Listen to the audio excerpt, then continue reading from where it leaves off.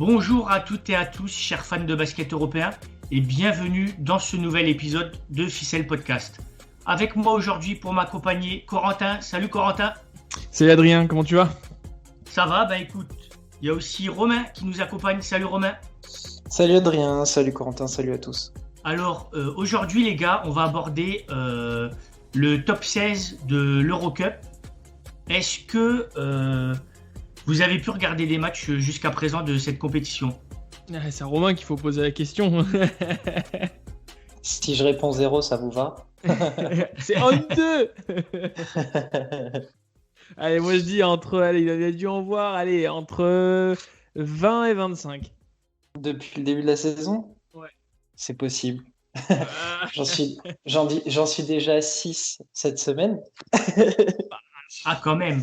Et moi qui en ai regardé 3, tu vois, cette semaine, je me suis dit, ouais, je suis trop chaud, tout ça. Non, absolument pas.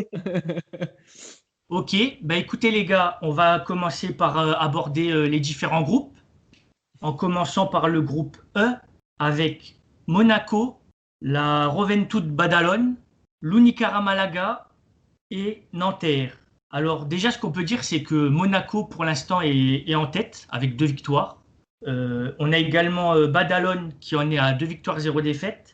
Et dans les dernières places du groupe, on a Malaga, c'est peut-être assez surprenant, mais on va en parler. Et on a également Nanterre. Alors, je voulais savoir quel avis vous avez de ce groupe E, sachant que Malaga n'est pas au mieux et s'est séparé notamment de son entraîneur Luis Casimiro, qui a été remplacé par Fotis Katsikaris. Je voulais connaître votre opinion par rapport à ça. Ah, merci. Bonne question, Adrien. J'ai suivi ça parce que Katsikaris, c'est un coach que j'aime beaucoup. Malaga, c'est 2 défaites d'affilée en Eurocup et c'est 4 en ACB, dont 2 en prolongation. C'est étonnant. C'est étonnant que Malaga soit autant dans la panade parce que malgré tout, ils ont des sacrés joueurs. Mais il y a eu de gros problèmes dans cette compétition, mais également en ACB avec la perte de nombreux joueurs. Alberto Diaz est revenu que pour le top 16. Gal Mekel et Jaime Fernandez ont eu des problèmes également par rapport à des blessures, mais également des cas de Covid. Donc, voilà, un effectif assez changeant. Malgré tout, au niveau des stats, c'est un truc de fou parce que dans la saison régulière, c'était l'équipe qui qui est la deuxième équipe qui marquait le plus. Elle était également la première au pourcentage à 3 points. Et là, qu'est-ce qui se passe? C'est un peu un drame. Romain, est-ce que c'est pas une fin de cycle pour Malaga? Tu as utilisé exactement le terme que je voulais. Pour moi, c'est clairement une fin de cycle. Cette équipe, elle a passé plus d'une dizaine d'années en Euroleague.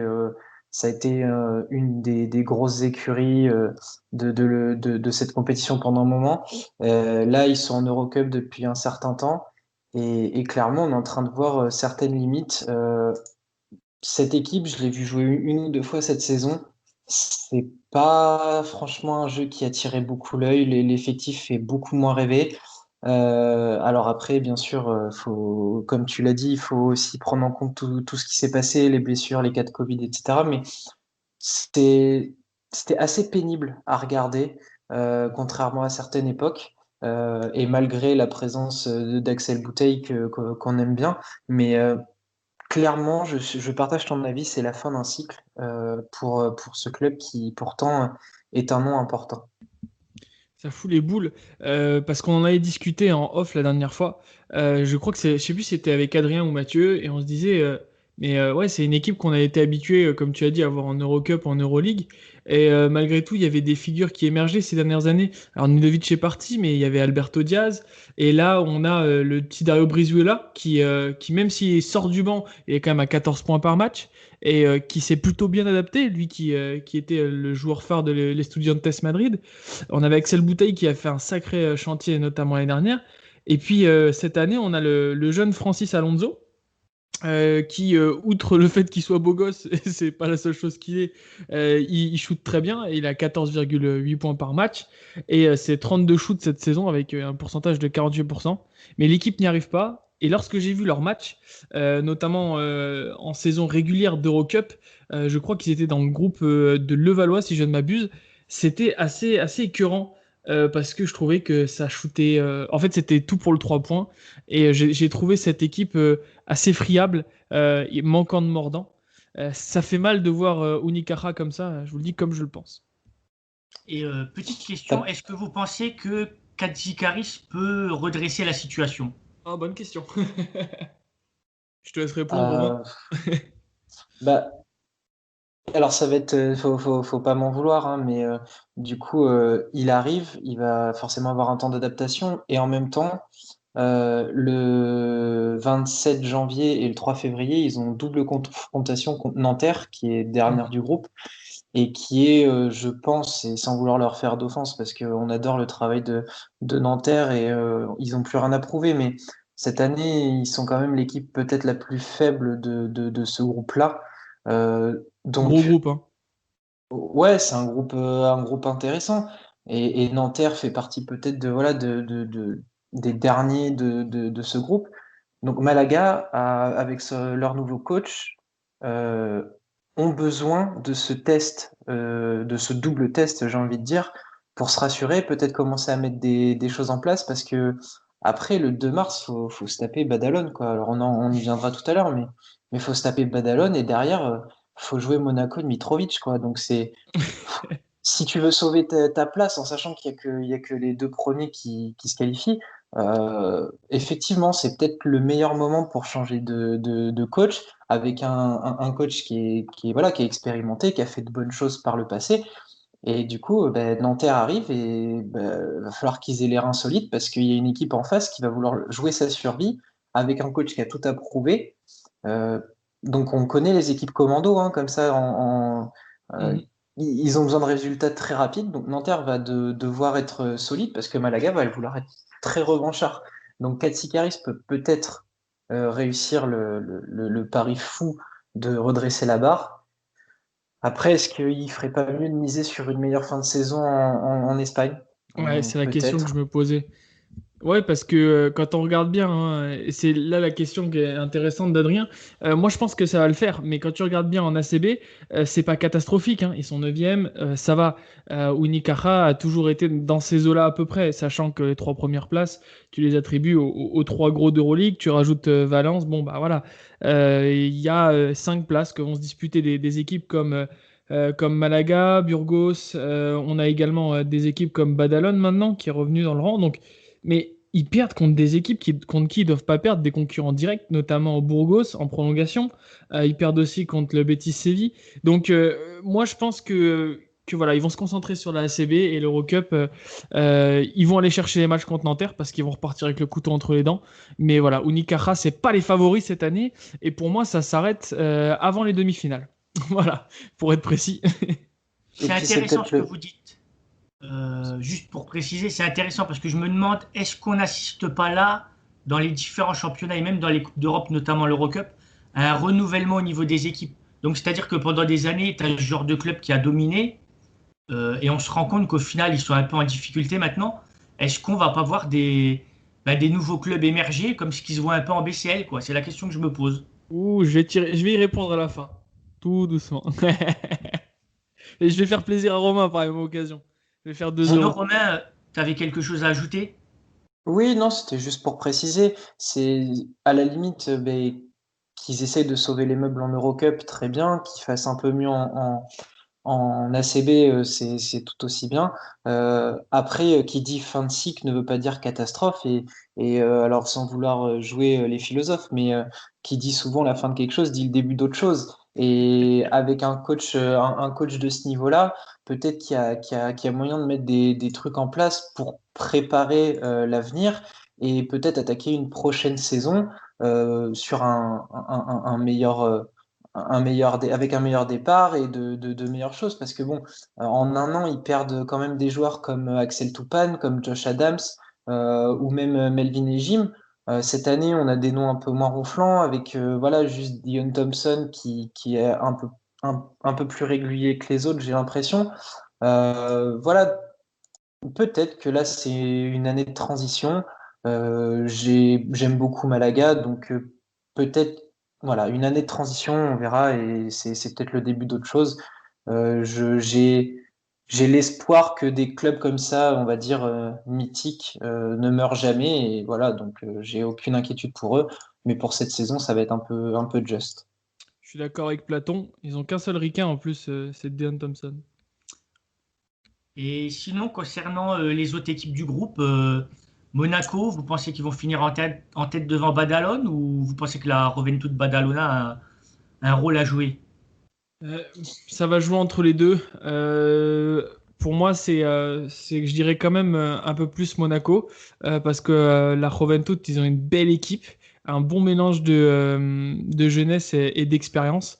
Mais je les vois pas aller taper un Unicaja revanchard sur le match retour. Ben, moi, perso, Badalone, ça me surprend un peu. Tu vois, je m'attendais pas à ce qu'il soit aussi haut. Mhm. Je ne sais pas si ça va vous surprendre, mais Non, ça me surprend pas.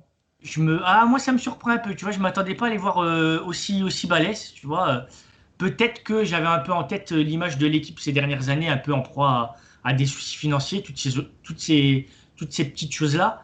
Et finalement, ils sont bien revenus, donc ça fait plaisir. Alors après, je sais pas s'ils iront loin dans la compète et s'ils pourraient contrer des favoris. Perso, j'en doute, mais je sais pas si par rapport à ça, vous avez une opinion. Romain?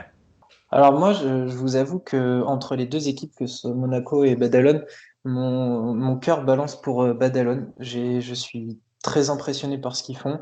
Euh, j'en attendais pas des monts et merveilles, mais du coup, ils ont réussi à me convaincre au fur et à mesure. Je me disais que Tomic, il était en pré-retraite et finalement, il est en train de tartiner tout le monde. Et puis, on a un effectif qui est quand même, il faut quand même toujours le souligner parce que c'est vraiment je pense que pour nous, fans, ça peut être une fierté, mais c'est un effectif qui a aucun Américain et qui est Ouais, en train de mettre des roustes à tout le monde, exactement. avec un mélange d'expérience et de jeunesse qui est absolument formidable. Euh, du coup, cette équipe de Badalone, je sais pas trop si un moment on va parler des favoris pour le titre, etc. Moi, j'ai un petit peu classé les équipes et Badalone, pour moi, est quand même assez haut. C'est la deuxième équipe à l'évaluation derrière la Virtus. C'est la deuxième attaque, l'équipe troisième au pass, et ils ont 6 joueurs avec au moins 10 d'évaluation. C'est absolument énorme. Pour Monaco, j'ai pas envie que les gens se trompent dans mes propos, du coup je vais préciser un petit truc. Je n'enlève rien à ce qu'ils ont fait et ce qu'ils font. Ils sont à 2-0, ils ont mérité leur victoire et ils ont mérité leur place actuelle. Mais j'ai quand même envie de nuancer parce que ils vivent une campagne assez tranquille. Quand je dis tranquille, c'est avec des guillemets. Euh, Ils sortent d'une poule de saison régulière assez faible. Il y avait Andorre, le Lietcabelis, Anvers, et après on dit oui, il y a le Lokomotiv Kuban et la Virtus. Très bien. Contre ces deux équipes, ils n'ont jamais gagné. En aller-retour, ils n'ont jamais gagné. Ils ont gagné que contre les autres. Ils ont dominé, mais ça n'a pas suffi. Voilà, mais ils ont perdu. Et ils ont gagné que contre les autres équipes. Anvers a gagné un match. Andorre est qualifié au top 16, mais avec le pire bilan des 16 équipes. C'est 3 victoires, 7 défaites. Donc, ils sont à leur place. On sait que Monaco, enfin, voilà, on connaît tous le style Mitrovic. On sait qu'ils ont des joueurs de qualité. Mais pour l'instant, ils sont un petit peu en mode tranquille. C'est comme pour Malaga, je vais utiliser le même effet de calendrier, c'est que là, ce qui leur arrive, c'est 2 fois Monaco contre Badalone. Eh bien, on va être là sous les projecteurs et on va pouvoir voir s'ils ont vraiment les reins solides, si Mitrovic est capable d'amener son équipe plus haut qu'une équipe qui s'affiche comme un réel candidat au titre. Et là, on va pouvoir vraiment juger de ce que Monaco vaut vraiment. Ah, le teasing, tu m'as fait kiffer là. C'était pas un groupe qui me faisait ultra kiffer, mais c'est vrai, ouais. Moi, je les voyais, ouais, en manquer de dureté, notamment par rapport à Monaco ou Unicaja. Mais là, tu m'as presque convaincu, tu vois. Ouais, mais c'est intéressant. Et puis, pareil, hein, si tu veux que je tease un peu plus, les affrontements contre Badalone, ça va être intéressant parce que Tomic, c'est un intérieur d'expérience. Sauf qu'en face, il va falloir se taper Mathias Le Sort, qui va peut-être lui rendre quelques centimètres. Mais par contre, Tomic, il a quelques kilos en moins que l'espèce de Ouais, brute qui est il va le faire Mathias Le danser. Sort. Et puis derrière, il y a du Willy Guettet, du Daryl Willis s'il est encore là. Donc il y a quand même un peu de muscles qui vont sortir Il y a de la face à viande. Tomic. Ouais. Et alors, par contre, là où Badalone va avoir de l'avantage, c'est que eux, leur secteur intérieur, c'est très long. Brodzianski fait 2,11 m, Tomic, il fait 2,17 m, et Birgander fait 2,09 m. Donc, il y a clairement comment? Il va y avoir opposition de style en fait. Une des meilleures attaques. Monaco, on sait que ça défend, ça va être physique contre la technique et le flair espagnol. C'est Ça ça. va être sympa. Ça va être Ça va être sympa. sympa. Ils peuvent tous s'écarter, ces grands en plus. Non, je pense que c'est un groupe qui, sur le papier, avait pas l'air si excitant de ça parce que Malaga était un peu descendant. Et puis, on se disait que les carottes étaient cuites pour Nanterre, pardon. Mais c'est un groupe qui fait kiffer, hein. J'aime bien ces 4 équipes, avec préférence pour ceux qu'on a cités, excepté Unicaja qui n'était pas très beau à voir. Par contre, je sais pas ce que vous, enfin, Nanterre, je sais pas quoi en penser. Je me Mm. souviens quand on avait fait la présentation de la compétition et avec la BCL aussi, je les avais mis dans tous les clubs français, je les avais mis en fin de peloton. Euh, Là, ils se qualifient pour le top 16, on est ravis, mais il me rassure pas. Il me rassure pas. Il se qualifie déjà avec un bilan négatif. Là, il commence par 2 défaites en faisant quand même un beau match face à Badalone, mais je trouve qu'il leur manque quelque chose. Je sais pas vous, mais moi j'ai l'impression qu'il leur manque quelque chose pour passer un step et faire quelque chose. Je partage, ouais. Mm. Je pense que niveau roster, ça va être compliqué. C'est déjà énorme qu'ils se soient qualifiés, sachant que dans le groupe où ils étaient derrière eux, il y avait Bursaspor, qui est pas le plus balèze des clubs turcs. Cette année en Eurocup, les clubs turcs n'ont pas été Mm. extraordinaires. C'est clair. Et il y a le Prometheas Patras qui a pas mal déçu. Donc je pense que c'est déjà bien qu'ils soient qualifiés. Ils ont même fait des miracles sur certains matchs avec un roster resserré. Mais je pense que ça ira pas plus loin, quoi. Moi aussi, et vous savez à quel point j'admire cette équipe, je vais souvent les voir. Mais ouais, c'est rageant, mais je pense que ça va s'arrêter là. Malgré tout, il y a des bonnes. Lorsqu'on fera l'épisode sur que peut-on tirer comme leçon de l'Eurocup, il y a de très belles leçons à tirer de Nanterre. Et c'est encore une fois une équipe qui fait bien kiffer encore une fois bien télégénique. J'adore ce club. Ouais, je pense ils ont joué surtout de malchance. Mm. Enfin, comme l'a dit Adrien, ils ont fait des matchs. Enfin, c'était pas humain à jouer à 7. Il fallait emmener les espoirs. Mm. Limite, ils amenaient les Benjamins avec eux pour finir le roster. Là, je vois les moyennes de temps de jeu. Cordini, il a 34 minutes. Chris Warren a 32. Tyler Stone a 31. Euh, voilà, bravo à eux. Bravo à eux parce que voilà, on sait que, comme tu as dit, ils font kiffer à chaque fois. Cette équipe, elle est ultra plaisante. Pascal Donadieu fait vraiment, vraiment du bon taf depuis des années. Là, il joue de malchance et c'est dommage parce qu'on on a envie de revoir cette équipe de Nanterre, mais en pleine possession de ses moyens, je pense. Exactement. On passe au prochain groupe, Adri? Ouais, bah écoute, je pense que c'est toi qui vas nous le présenter. Allez, let's go. Euh, à moins que... Ah non, c'était Romain le groupe F. Moi, c'est groupe Ah, G. ok. Ouais. Ah, Romain, on te laisse nous Allez, présenter le groupe F. c'est parti. Du coup, le groupe F, il est composé du Lokomotiv Couven-Krasnodar, du Partizan Belgrade, de Trento et de Boulogne. Et du coup, après 2 matchs, Boulogne est seul en tête avec 2 victoires et 0 défaite. Trento et le Partizan sont derrière avec 1 victoire, 1 défaite. Et alors, je ne veux pas donner le mot tout de suite parce qu'on va peut-être l'évoquer plus tard, mais le Loco est dernier avec 0 victoire, 2 défaites. Euh, je vous laisse la parole sur les premières impressions de ce groupe. Moi, j'ai beaucoup à dire, donc je vous laisse commencer. Bah, tout de suite, j'ai envie de me poser la question et de vous la poser. C'est le groupe de la mort, on est d'accord. Enfin, concrètement, pour moi, c'est le groupe le plus solide, enfin, sur le papier, d'Eurocup. Après, au fur et à mesure de la saison, j'ai commencé à me raviser. Et je voudrais tout de suite vous poser la question, et c'est Romain qui nous l'avait dit en off, le locomotive Kuban peut-il rêver en grand? Alors, oui, mais. Ben, Je sais pas ce que. perso, Ouais. je pense que là, on a eu que Boulogne-le-Valois, je crois que c'était le premier match. Ouais, c'est ça, hein. Que Boulogne-le-Valois l'étape, je suis pas surpris, parce que c'est un gros roster. Que Trento les batte, ça m'a vraiment, ça m'a vraiment surpris, ça, par contre. Donc, je pense que on va pas porter de jugement, il reste encore quelques matchs.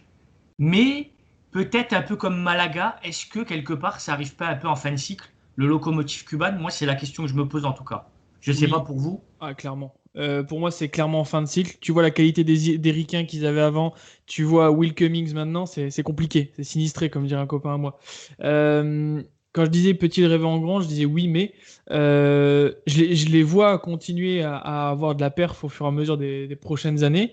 Et je les vois tout de même sortir. Je les vois quand même aller gagner les autres matchs parce que c'est une équipe. J'aime pas parier contre eux. Pour le coup, par contre, je les vois beaucoup plus limités qu'avant, pas assez tranchants dans les moments difficiles. C'est assez fou quand même. Ils perdent contre Astana en championnat. Pour le coup, c'est vraiment pas une grosse équipe. Ils sont à 2 défaites d'affilée. Et je me suis cogné le match contre la Virtus. Voilà, leur raquette est beaucoup trop légère, à l'image de Reggie Lynch qui est gentil, quoi, mais c'est tout ce qu'il est, c'est un bisounours. Donc voilà, le locomotive Kuban peut rêver, mais ça s'arrêtera là. Pour moi, si par miracle ils vont en demi, ça s'arrêtera là. Concrètement, je pense qu'ils sortiront parce que c'est voilà, ils n'ont pas le choix. C'est une équipe qui a été construite pour ça. Au dépend de qui, ça sera intéressant de le voir. Mais voilà, je les vois pas viser le titre. Je les vois pas dans les top 3 équipes. Voilà, je préfère être tout de suite franc. Eh bien, je te rejoins.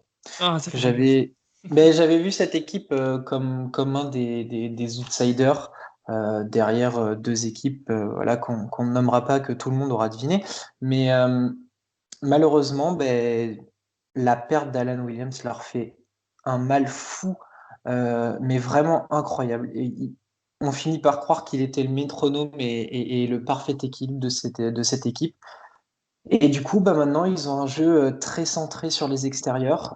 Jordan Crawford est à 16,5 points, 12 d'éval. Kuzminskas est à 17 d'évaluation. Et puis, du coup, on a Reggie Lynch, comme tu as dit, qui est le seul vrai intérieur, sauf qu'il a 6,2 d'évaluation, et Kevin Hervey qui doit compenser un peu partout. Mais bon, il est pas non plus, enfin, c'est pas une grosse bête, quoi. Donc, à un moment, ça pêche. Et l'illustration se fait justement contre Trento, euh, où Jacare Williams se fait plaisir avec 17 points, 9 rebonds, 22 déval. Et surtout le poste 4, Luc May, qui fait 34 d'évaluation, 25 points, 15 rebonds.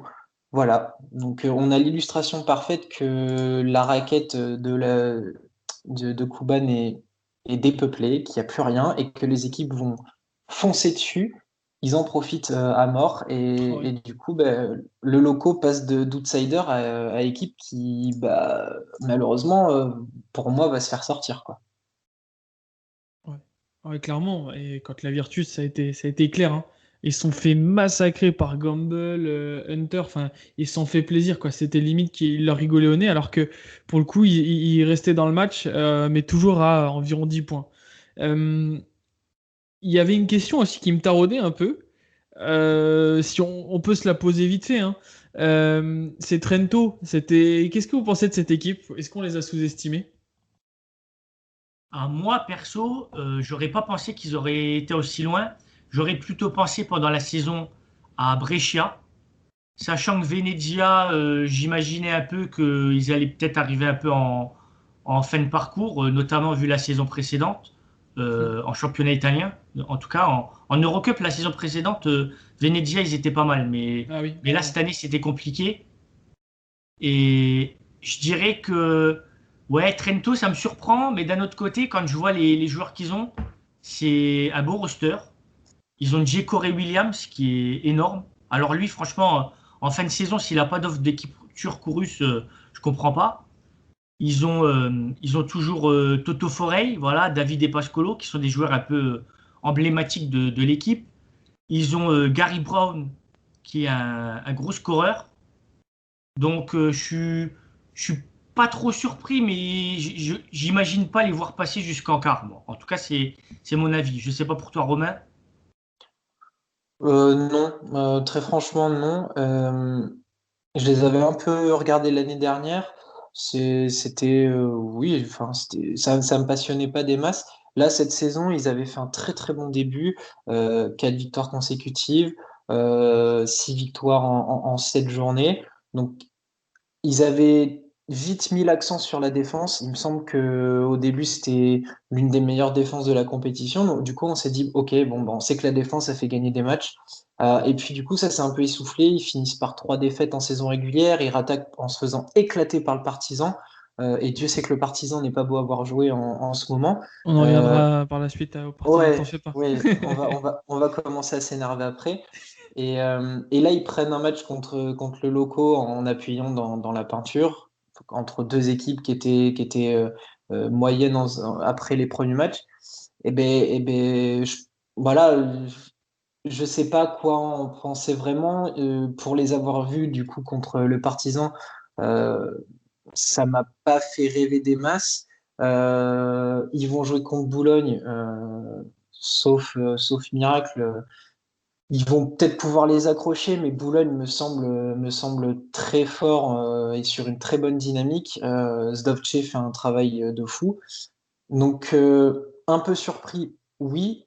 Ils avaient une belle marque défensive. Là, je pense que ça commence à s'essouffler et que ils ont fait on va dire, le meilleur parcours possible pour eux cette saison.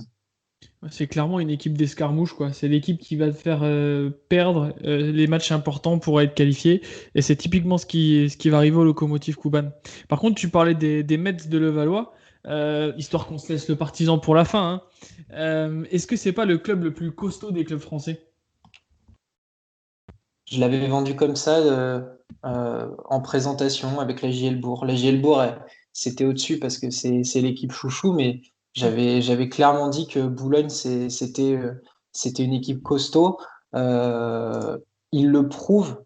Et en plus, ils se permettent d'avoir des retouches d'effectifs sans perdre en résultat.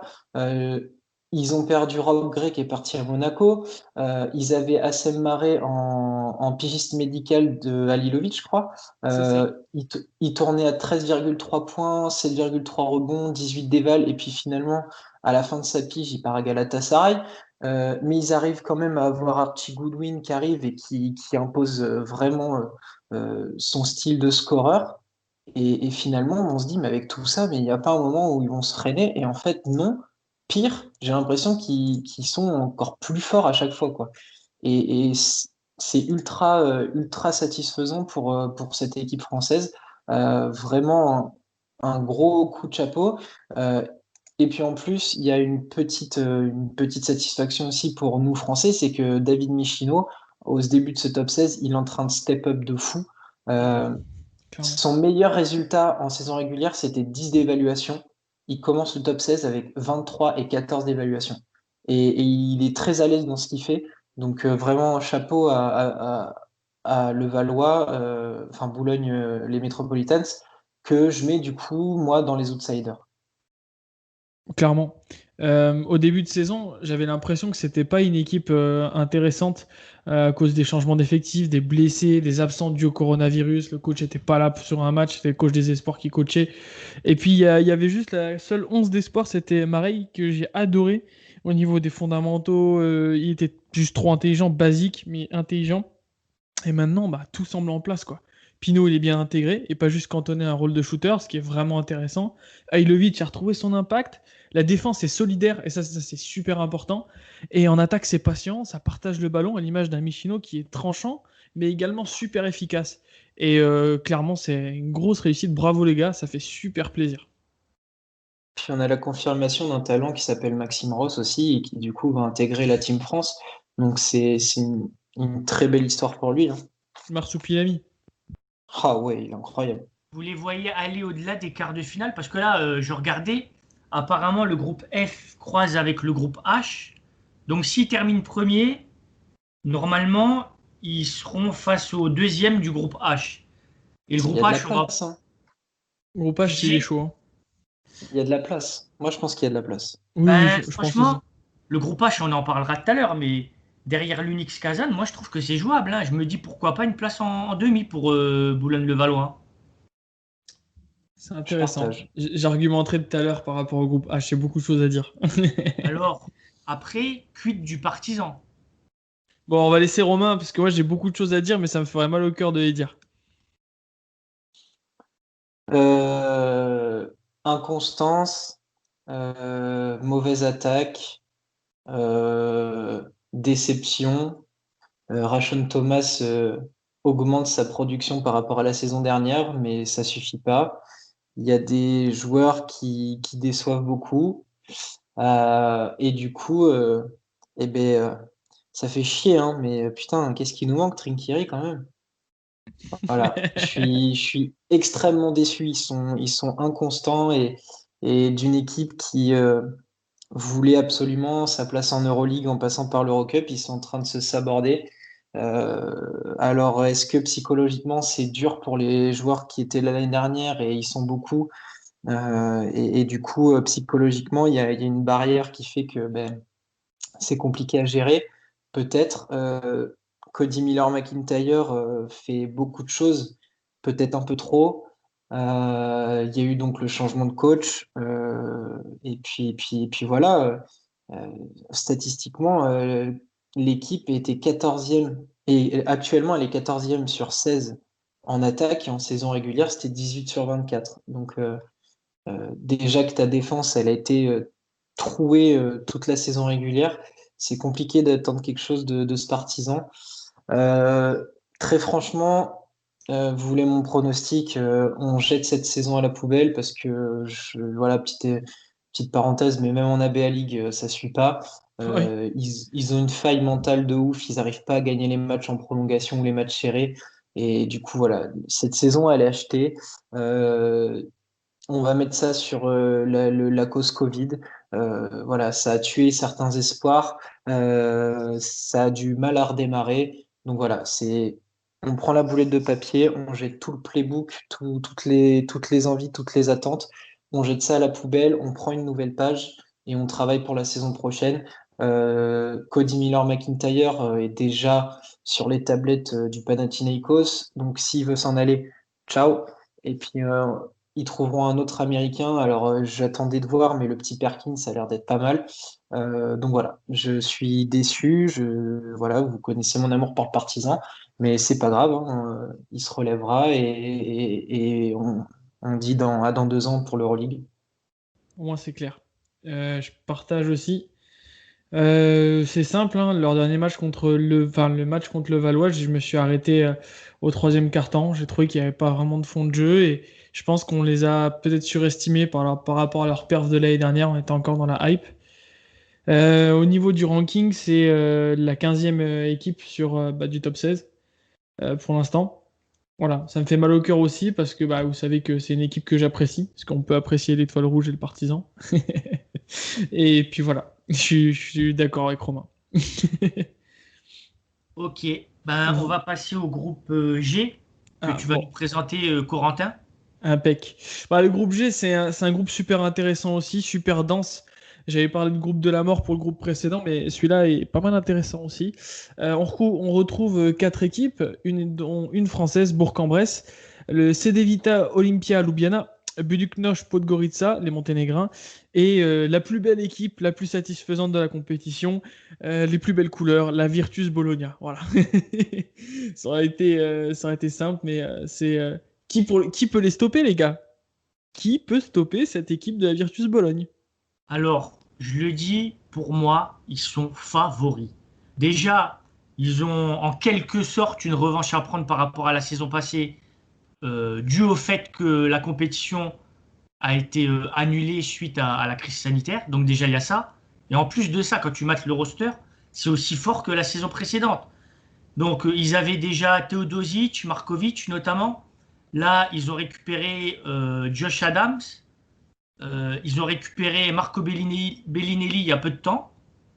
Ils ont toujours Kyle Williams. Ils ont toujours Julian Gamble. Ils ont toujours Vince Hunter. C'est très fort. En plus de ça, ils ont Amar Alibegovic qui avait fait une grosse saison à la Virtus Rome la saison précédente. Ils ont Aoudou Abbas, Amadeo Tessitori aussi. Donc ils ont des bons Italiens. Alessandro Pagiola. Donc c'est un gros roster et franchement, pour moi, ils sont clairement archi favoris, quoi. Clairement.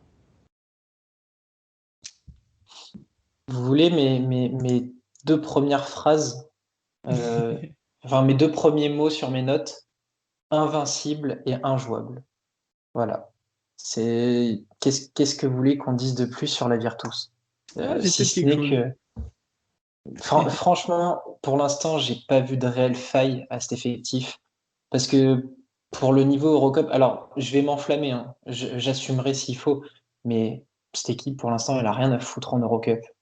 Clairement. Donnez-lui un ticket pour l'étage au-dessus et qu'on les mette, voilà, on va, entre guillemets, en plus grande difficulté que ce qu'ils sont là. Ça va trop vite, c'est trop intelligent, c'est complet. Enfin, voilà, je vais pas revenir sur tout ce que vous avez dit, mais quand tu peux aligner autant de bons joueurs et de joueurs intelligents, que ton MVP de saison régulière, c'est Milos Teodosic et qui fait ça en sortant du banc en ayant commencé qu'un seul match. C'est dire les problèmes de riches qu'on la vire tous cette saison. Donc pour moi, ça va être très compliqué de les arrêter. Euh, Même Badalone, qui pourrait voilà, les choper au tour d'après ou un peu plus tard, ça va être compliqué. Franchement, c'est un régal à les voir jouer. C'est un régal.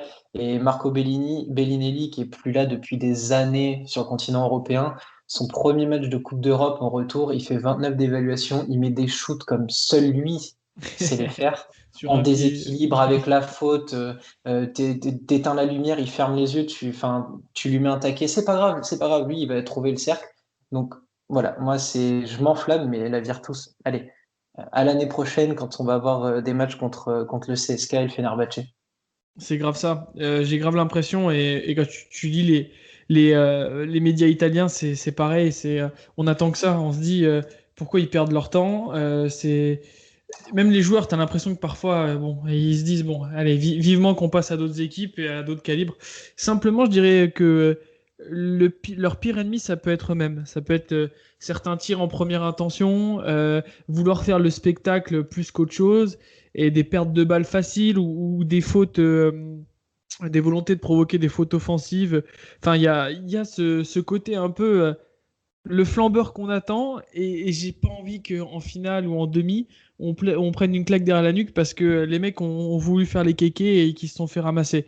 Alors je fais les cornes en bon sicilien, mais j'espère vraiment que ça va passer pour eux, qu'ils auront ce ticket, qu'ils méritent amplement, parce que tout est en place. C'est juste incroyable à avoir joué. C'est la plus belle équipe à avoir joué.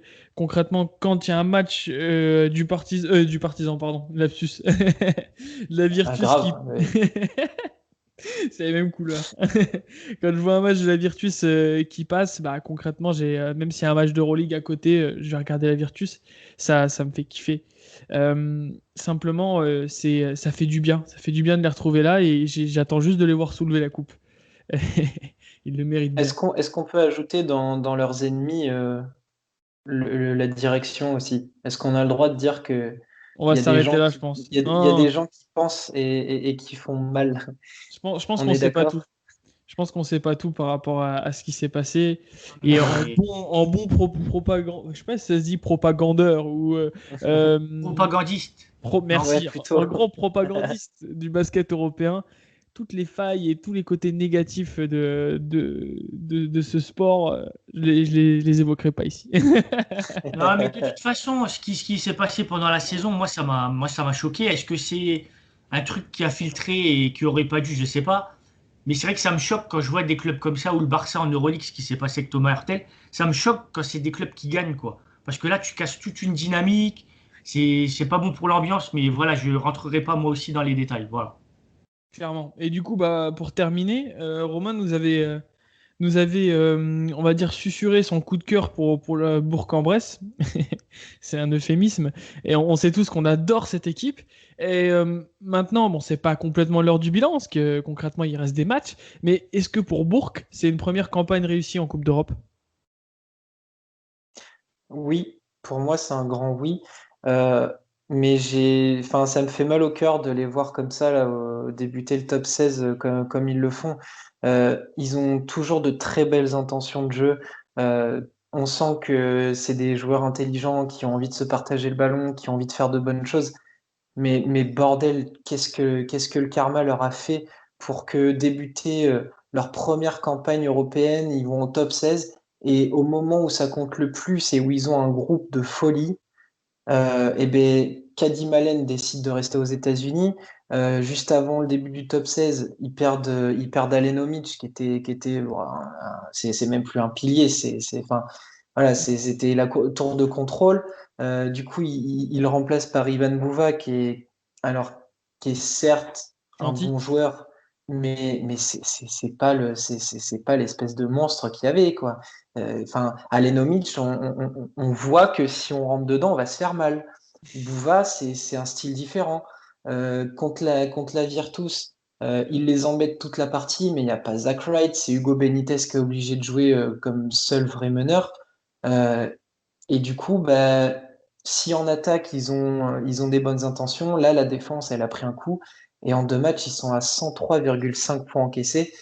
C'est beaucoup trop. C'est un euphémisme de dire beaucoup trop quand on est dans du basket européen et qu'on prend 103 points de moyenne.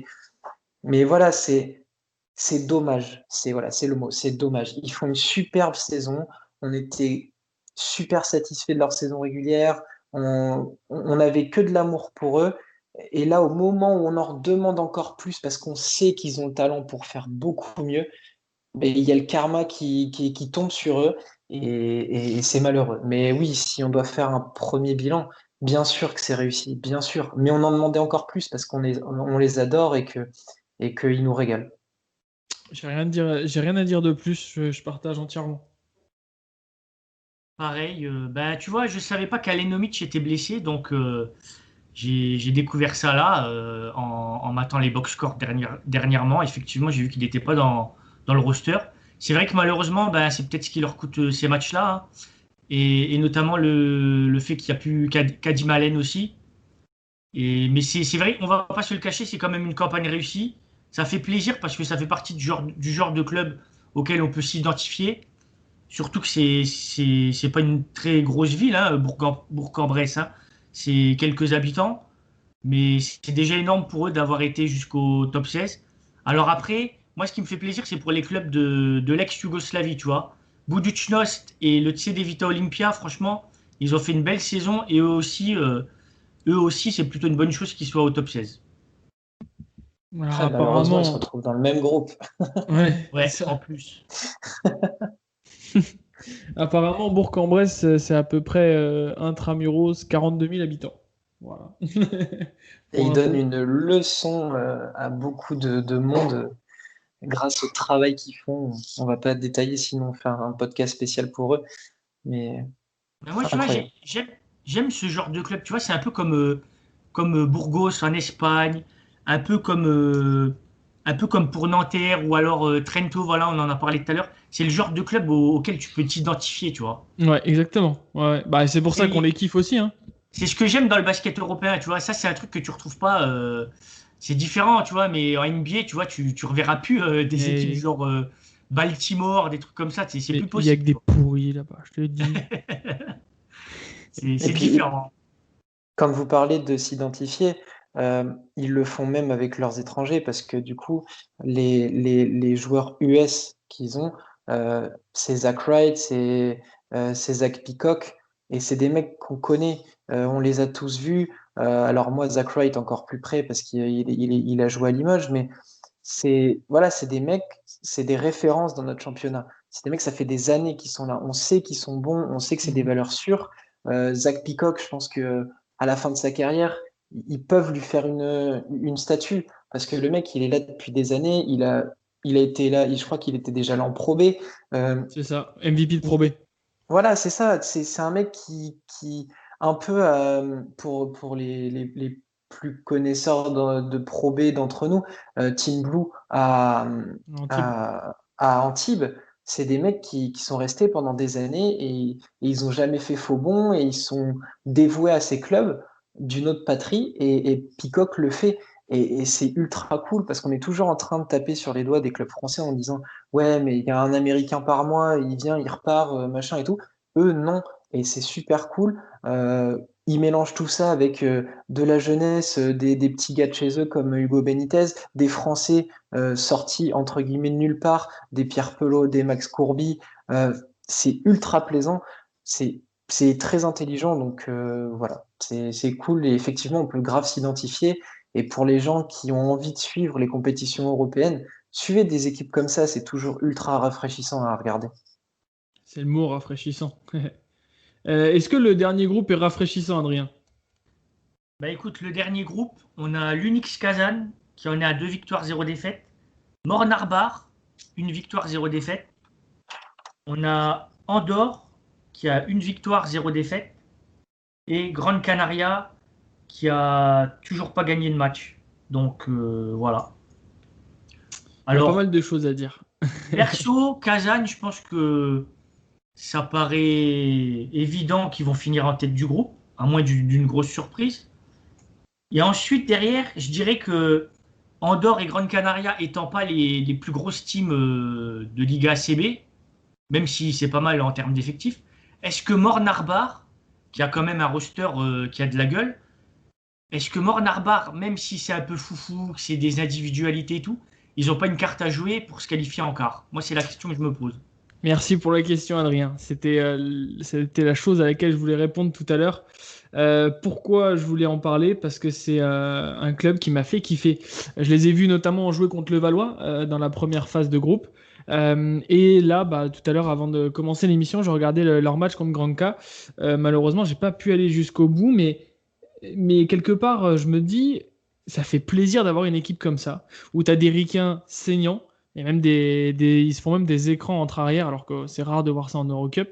Une équipe qui aime bien se passer la balle et qui est vraiment excellente en transition. Une défense solidaire. Et ils ont récupéré Gordic aussi, même si ça fait un peu mal, j'imagine, à Romain. C'est une équipe qui me fait kiffer parce que j'ai l'impression que même s'ils font beaucoup jouer les ricains et les responsabilisent énormément, et il y a beaucoup de qualité dans leurs ricains, il y a le fait que les gars de chez eux qui jouent sont quand même bien intégrés et il se passe quelque chose, quoi. Et j'aimerais bien les voir au-dessus et j'aimerais bien voir ce qu'ils vont faire s'ils croisent notamment avec les gros du groupe F et notamment avec le Valois, voir si l'opposition va être pareille qu'à la phase de poule ou pas. Donc pour moi, Mornarbar, c'est vraiment l'équipe surprise, le conte de fées de cette Eurocup. Voilà, je m'emballe. T'as raison, t'as raison. Et ça contraste avec la déception Grande Canaria. Euh, Oh oui. Mornarbar, ils me font vraiment kiffer. Après, pour garder un œil sur la BA League, je suis pas vraiment étonné. En début de saison, je savais pas trop où allait cette équipe et comment ça allait fonctionner. Puis finalement, ben, ça ouvre les vannes à un secteur extérieur monstrueux. Enfin, à ce niveau-là, pouvoir aligner Jacob Poulen, Derek Needham, Zaya Whitehead, enfin, c'est d'une dimension autre. En plus, ils ont Kenny Gabriel et Taylor Smith dedans. Enfin voilà, on sent que c'est référencé. Et puis surtout, comme tu as dit, les mecs d'à côté, c'est pas non plus des peintres ou des faire-valoir, quoi. Gordic, il a une expérience de monstre. Euh, on a Uros Lukovic qui est. Enfin, Chouchou. ce mec, ouais, mais ce mec, en fait, c'est une anomalie, j'ai l'impression. Il paye pas de mine, il est long, très Exactement. fin. On Et dirait un par contre, videur. enfin, et grave. Sec. Et en plus, il a des espèces de poches sous les yeux, le mec, et on a Cernes. l'impression qu'il a pas dormi depuis 20 ans. Sauf que dès qu'il faut s'interposer et qu'il y a un mec qui lui rend 20 kilos de plus et qui est costaud, ben, enfin, il s'en fiche, lui, il va monter, il va essayer de contrer tout ce qui bouge, et parce que son rôle, il le connaît, c'est prendre des rebonds et coller des calottes, quoi. Et, et il le fait bien, il le fait bien. Et Chouchou. puis, il y a des joueurs voilà, qui ont beaucoup apporté, des Seovic. Il y en a un aussi, c'est Vranjes qui est pas mal non plus. Voilà, tous ces joueurs, ils ont quelque chose à faire et ça donne une équipe, comme tu dis, un peu conte de fées qui se fait pas, qui est dans l'ombre, voilà, qui est dans l'ombre, qui attend et peut-être que en tombant dans un groupe H où Andorre semble quand même assez faible et où Grande Canaria, enfin C'est plus que c'était. mais en plus c'est ultra décevant parce que Grande Canaria a quand même un effectif de folie aussi quoi. Et j'en attendais mais 1000 fois plus de cette équipe, mais clairement. Tu trouves que c'est un effectif de folie? Ah bah, enfin, quand tu es capable en Eurocup d'avoir déjà Andro Albici, qui l'année dernière était en Euroleague, c'est ton meneur. Tu arrives à récupérer AJ Slaughter. Tu as un de tes joueurs majeurs, c'est Stanley Okoye. Dans la peinture, tu as Jacob Willey. Tu as des mecs avec de l'expérience. Tu as John Chourna.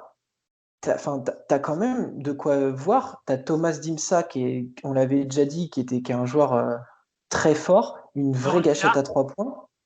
Ouais, t'as Earl Clark, Ouais. alors t'as Matt Costello, enfin, même Boyanadze. Bourjanadze qui est capable de. Voilà, c'est ça. T'as un vrai effectif. Et puis, je crois que c'est Olivier qu'en avait parlé, mais enfin, Porfifissac, c'était quand même un coach intéressant.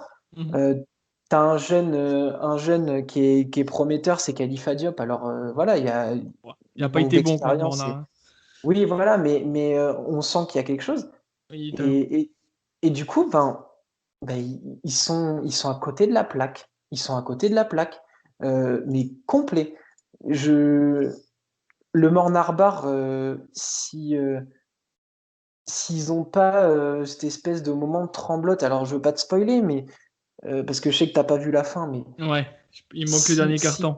si Grande Canaria profite pas du moment de doute de Mornar-Bar en fin de match, bah, le score il est pas aussi serré à la fin. Et puis bon, bah, Kazan c'est costaud, mais normalement, tes deux équipes favorites de ce groupe, ça devait être Kazan et Grande Canaria. Et finalement, Grande Canaria, ils sont à la traîne. Et du coup, ben, si à la fin de la saison régulière, on devait demander des outsiders, moi, ils en faisaient partie. Le loco, ils étaient au-dessus, c'est-à-dire favoris. Grande Canarie sont outsiders et finalement, bah, ils sont à 0-2. Et il y a un truc qui est cassé, quoi. Il y a un truc qui est cassé et c'est dommage parce que ils ont une vraie qualité d'effectif, mais ils n'arrivent pas à l'exploiter. C'est clair, ça fait peine à voir, c'est une équipe en plus que j'aime beaucoup. Bon, après, il reste encore quelques journées, mais c'est vrai que voilà, je me faisais un peu l'avocat du diable, mais l'effectif est abusé. Franchement, ils ont un gros effectif. Euh, En plus, concrètement, pour aller jusqu'à Grande Canaria, c'est avec Krasnodar, d'être les équipes qui sont les plus éloignées par rapport aux autres, enfin le gros du continent. Donc ça fait des heures de vol, etc. Ça devrait jouer en leur faveur. Et malgré tout, ils me déçoivent beaucoup. En ACB, c'est pas forcément mieux non plus, hein. C'est pas une équipe qui fait des grosses perfs. Je pense que concrètement, ils peuvent encore se qualifier, mais s'ils se réveillent pas, ça va très vite s'arrêter parce que Ouais. y a pas le fond de jeu de l'époque. Et quand je dis l'époque, c'est l'année dernière et l'année passée, quoi. C'est 12e en C'est- Liga ACB, hein. C'est faible, hein. Ouais, mais oui, ils sont dans une année, mais terrible pour eux. Alors, ils ont sauvé un peu les meubles en saison régulière en finissant mieux.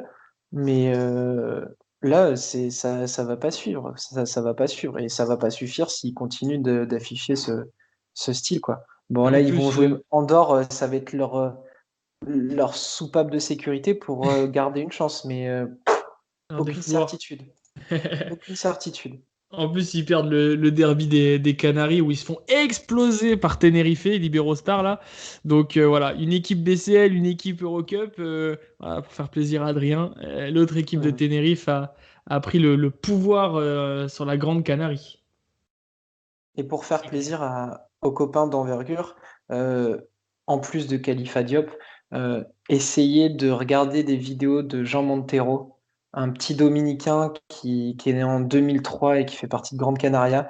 Euh, il squatte pas mal l'effectif pro. Il fait souvent des bancs ou il est souvent avec eux aux entraînements. Mais il y a aussi l'Adidas Next Generation qu'il a fait Mhm. l'année dernière. Si vous arrivez à voir des images, allez-y, il y a petite pépite quand même. Juteux, non? Si je me souviens bien. Ouais, je crois, ouais, oui, oui, oui. Il est très fort, très très fort. Merci pour la dédicace. On a fait le tour là, les gars. Adrien, du coup, est-ce que tu veux dire un dernier mot sur ce groupe?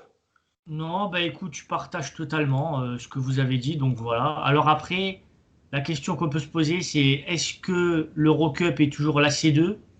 Pour moi, ils avaient des équipes tête d'affiche comme Kazan, justement, le Lokomotiv Kuban, même si là, c'est compliqué. Ils avaient également Malaga. Donc, tu vois, le fait que le Lokomotiv Kuban et Malaga, c'est moins ça. Comme je disais, est-ce que c'est pas ça qui fait qu'on a de nouveau une émergence de clubs qu'on connaissait pas auparavant? Mais c'est là où on peut se demander est-ce que la BCL est pas plus balèze? Je pense que la BCL, mais j'aurai l'occasion d'en reparler dans d'autres podcasts, il Exactement. y a peut-être aussi la configuration en saison où c'est plusieurs groupes avec 4 équipes, je crois que c'était cette année, Mhm. sachant que ça se jouait en 6 matchs. Donc c'est peut-être ça aussi qui fait que c'est plus dense, quoi. En tout Bah, cas, c'est mon avis. l'occasion d'annoncer qu'on se retrouvera également dans un podcast spécial BCL Voilà, où on parlera de la saison et puis ça sera peut-être l'occasion de donner des billes par rapport à ce débat-là. exactement. Bah, je crois qu'on a bien échangé, les gars. Est-ce que vous voudriez aborder un dernier point ou on se retrouve en fin de saison pour célébrer le titre de la Virtus Bologne? Ah, moi je suis d'accord pour dire que la Virtus, c'est eux qui vont gagner, hein. L'emballement total. Ah bah hey, attends, normal, hein. Ouais, on croise les doigts et puis pourquoi pas un jour aller faire des trois petites vidéos là-bas. En tout cas, régalez-vous bien de Bellinelli qui est juste incroyable quoi.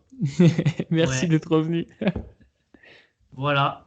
Bah écoutez les gars, on espère que vous serez nombreux à nous écouter, chers auditeurs. Et puis on se dit à plus. Merci Adrien, merci Romain. Ciao les gars, c'était un plaisir. À bientôt.